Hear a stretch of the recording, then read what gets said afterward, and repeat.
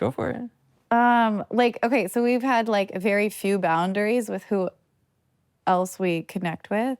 And there was one person which we had agreed upon that I shouldn't connect with. But then through courses that were totally against my own morals, me and the other person connected. What does that mean, connected? Like, we crossed boundaries that shouldn't have been crossed. What's another term for that?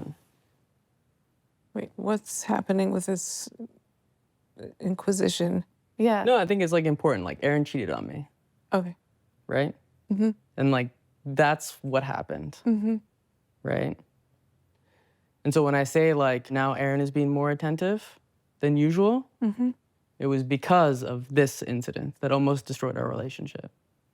I was like, I fucked up, and I wanted to make sure that this, well, first of all, that it didn't continue, and also I wanted to make sure that Josh knew that he was important to me and the most important person in my life. So Then also, I was like, I also just want to say that like it also speaks a lot to who Erin is to be able to hold that in this space. So I just want to like praise her also for your bravery and being able to like talk about this. And I forgive you for it, and I love you. And it's super brave to be able to share about it in this setting. yeah, thank you. What are you thinking? I don't know. I like listening to Joey talk about her mother saying all those things. I just had like a flashback of how I would not want my child to grow up with how my dad treated me. Yeah. Like I didn't like those images of my father being always busy, and I'm thinking I'm always busy too, so. You look so sad. Well, I'm more sad for Joey. Not myself. Of course. Like, this is what I wanted. I just wanted to know how you feel about it. Like, we need to be honest with each other what we want. The more I know how you feel, the more my mom has less power over my decision. It's our decisions. Let's not use the word decision and just talk about wants. Okay. Wants. Like, I want her, right? Body and all, Oh, I was like, what? right? But we just don't have any sex. So even bringing up having a baby is like, How's that even gonna happen? right. Even these days, just running my hand down her body, she would like flick it away every day, months, years. Do you have any thoughts on this? I don't know what happened, but I just couldn't. It's gotten to a point where physically, like, actually, like, is very unpleasant. And it hurts. So I've felt so much fear around it now, Yeah. and I feel terrible, but I don't know how to fix that part yet. Even without sex for years, I've still remained with Joey. Yeah. So that was like a big, not sacrifice that I made. But and why I'm still wouldn't Joey want a sexual life herself? Right. This is not just for you. I mean, both of you are sacrificing something. Why? Unless your mother is benefiting from this sacrifice somehow. I don't think so. I guess not having a child in the way that she's getting what she wanted. The child is sacrificed. Yeah. I guess if I know I'm not having any of it, then I'm definitively not going to get pregnant in any way whatsoever. I see.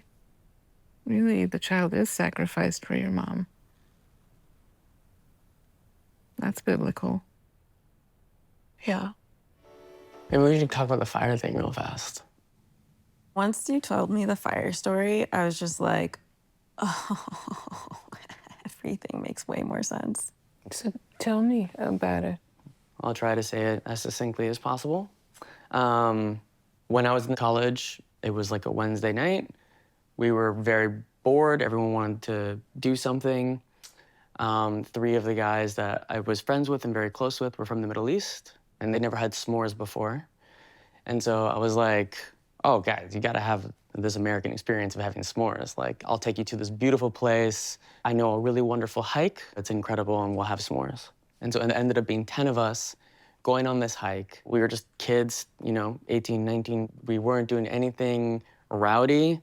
We were just having a beautiful time. It was very peaceful, very calm. We had s'mores.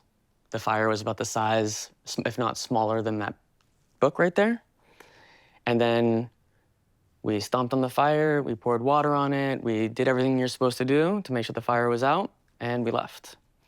We went home, went to sleep, woke up the next day, regular day, and that sunset in the hills, we could start to see smoke. Yeah. So 16 hours later, a fire started in the general vicinity of the area that we were at. It burned down 2,000 acres of land. Oh. It caused $900 million in damages. It burned down 215 homes. Oh my God.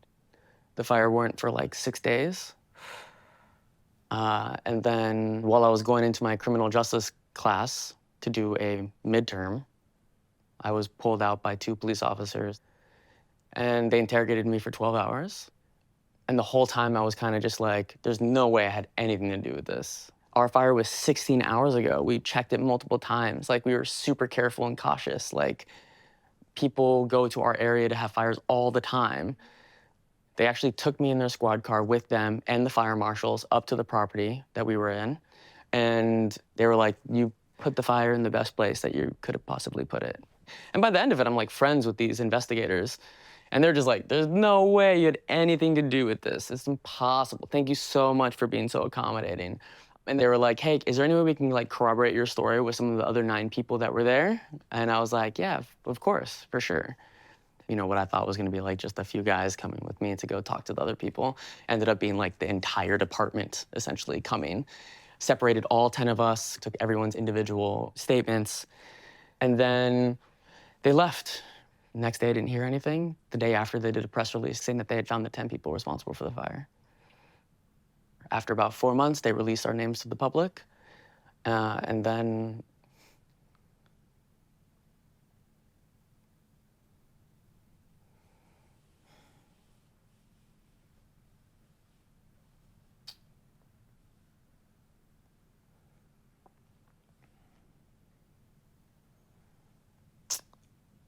then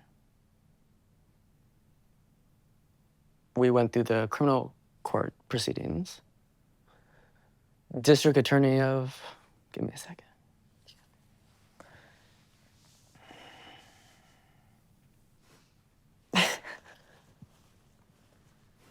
Thanks.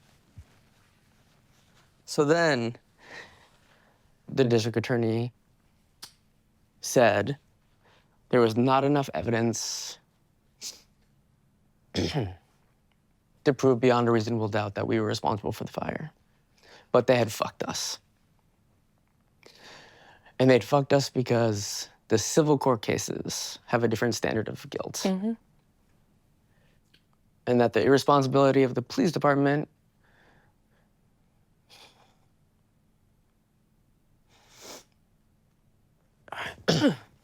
had probably ruined our lives.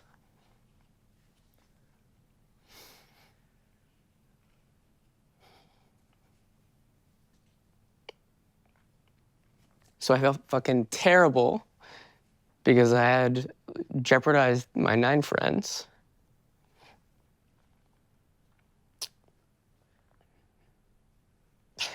And these 3 like Middle Eastern kids who like during the interrogation, they were like, was anyone in your group like, let's burn down America? So I tried to take as much responsibility as possible for everyone's actions, just because I was like, fuck, now these 3 kids are never gonna be able to come into the United States ever again. They're gonna get kicked out. So I was considered like the gang leader, this ringleader of this group. So the court case finished. But then the civil court cases started. And those lasted for about 5 years. And I was sued for like tens and tens of millions of dollars. So the town basically wanted money. Yeah, exactly. What happened between the 10 of you, the 10 kids? I don't talk to any of them anymore. I tried to take as much responsibility as possible, and then I just became that person that caused all the damage in their life experience and inhibited their life. There was like family issues then, right? My parents thought I was criminal, so I was kicked out of my house. There was like all these other follow-on effects that happened because of that environment. Terrible. Yeah. There are lots of significantly more terrible experiences, but mine was, it's a unique blend of terrible. What, I mean, one of the themes that the three of you have talked about is the issue of blame. Mm-hmm. And I'm just wondering how this particular history Connects to blame, has primed you to experience blame in a particular way. maybe. When I heard about the fire, that actually made me understand a little bit more about the way I feel like you orient around blame and taking full accountability. I didn't like understand when some of this energy would come up because it would feel fast and sudden and it would be like, it felt old.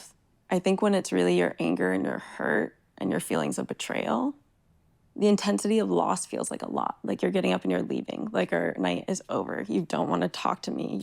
My apologies are meaningless to you. Like that's what you say. Like there's a huge sense of like, I feel like I can do nothing.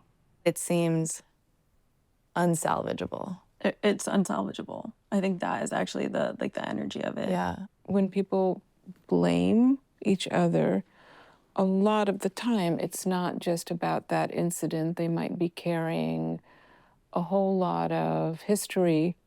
And what happens to the recipient is they receive a package of blame that is bigger than them.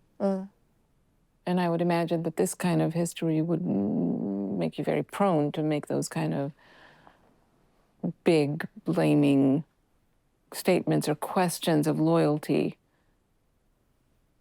that make it very difficult to respond to, because who can make up for what happened? I guess I expect more than I'm getting. Expect. You're using a very particular word. You're not saying I long for, you're saying I expect, which means that sets up Rod to fail. Okay. You expect, and then the person fails you. So that's already a dynamic that is toxic for the two of you. Because then I get a response. But what does he expect? If you were expecting, what does he expect? I don't know what I don't know what I want. That's important. I'm not sure But what I you know want. you're disappointed. Because right.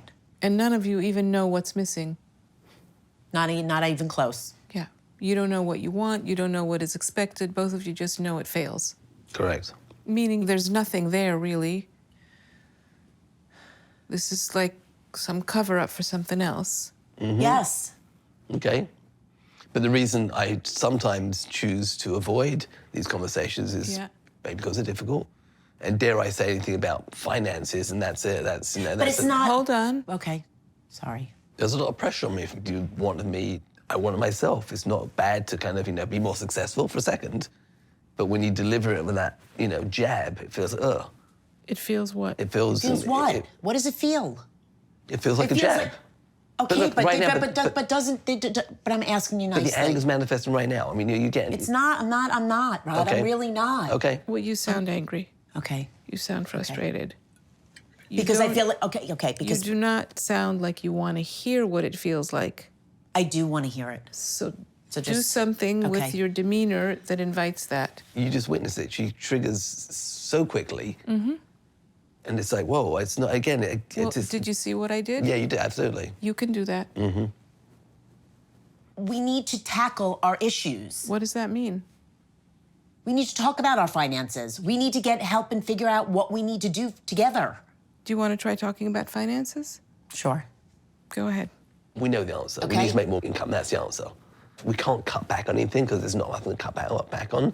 We need to bring in more there are things you spend on I don't, and it's another X amount here, another X amount there.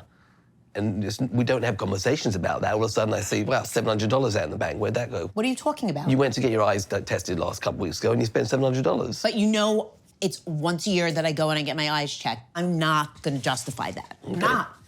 And this is where I get angry. Because this is where, like, that's the conversation we're having. It just came up. It wasn't conscious. I wasn't. What conversation do you want to be having? You wanted to talk about money, and here's a conversation about money. It just. So why didn't you talk to me about it then? Why did you have to wait? Like, if there's something bothering you. So, if you want Rod to talk to you more, you have to make the conversations inviting. Okay. If you're going to keep being angry, you're not going to have that thing you want. What triggered the anger? Because I've taken a lot of time away to be with our daughter.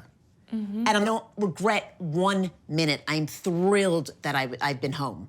But we lost a lot of money when I was home.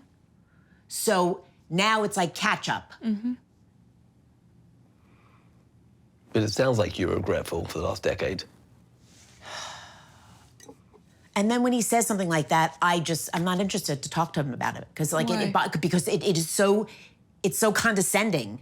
You're in a job, so I'm frustrated.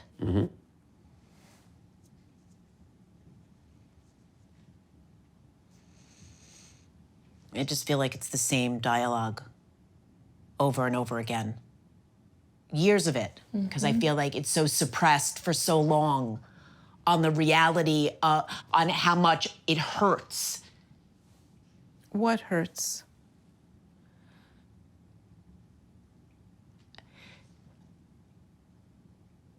I don't know what I'm saying. I don't. I really don't. Agree. I really don't. I don't know how to communicate. I don't know what to say.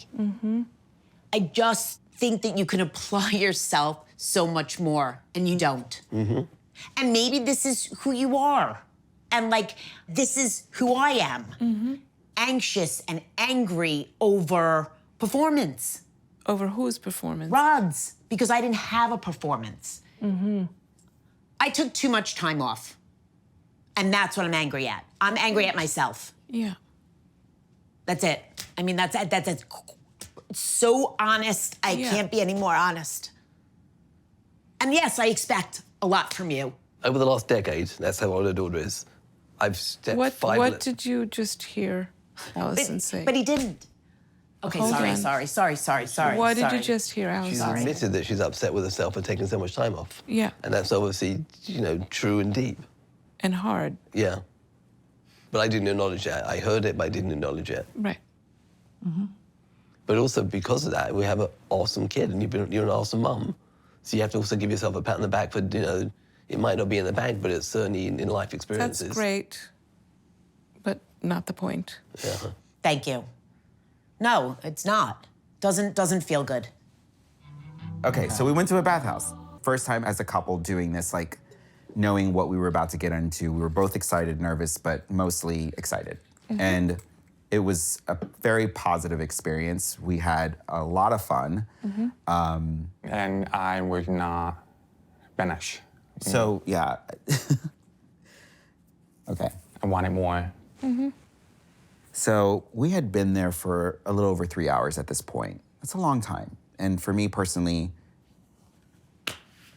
how much sex can you really have in one night, But we had a moment of check-in, and I was just like, okay, we've been here for 3 hours. We said we were going to dinner. Do you think it's time for us to go home? And he didn't quite say yes and no. He just kind of looked upset. And it put me back in that place of feeling like the adult calling the shots again. By that point, he had shut down. He wasn't even listening. And I'm just like, what the fuck, Kyle? Like, what's going on? Like, I could tell that it was killing the mood of what we had just experienced, which was the euphoria of in this space. Suddenly, that's out the window. And I'm like, really, you're gonna shit on this right now? Like, we're here having a good time. Like, what's your problem? But then he was like, it wasn't enough. I didn't have enough. It wasn't enough. I wanted more. I could keep going. Just when I started having fun, you took this away from me. because I haven't been able to have fun until tonight. And I'm like, what the hell have we been doing for the past 3 days? What's going on? And then it took a while, but eventually it came out of him where he starts expressing how the experience of being with our friends and being together in the house, he was missing the deaf component, the exchange of a deaf person's dialogue, the sign language, that all of that was missing. And I'm just like sitting here like, okay, I understand what your feelings are. They're completely valid. But why did it have to take us going to the bathhouse to be completely released to suddenly say that that was my fun? And now you can't take that away from me. Can I stop you for a second? Because I'm just wondering if something similar is actually happening right now, in the sense that you're talking and expressing what's going on and you're silent. I'm listening. Right. What? Part of what Mondo is talking about is you holding things in for a long time. Yes. Are you doing the same thing now? Are you holding things in rather than speaking? I was waiting for my turn, and I just wanted to figure out how we could. Yeah. You're saying a lot, so Yeah. Right, but waiting for your turn.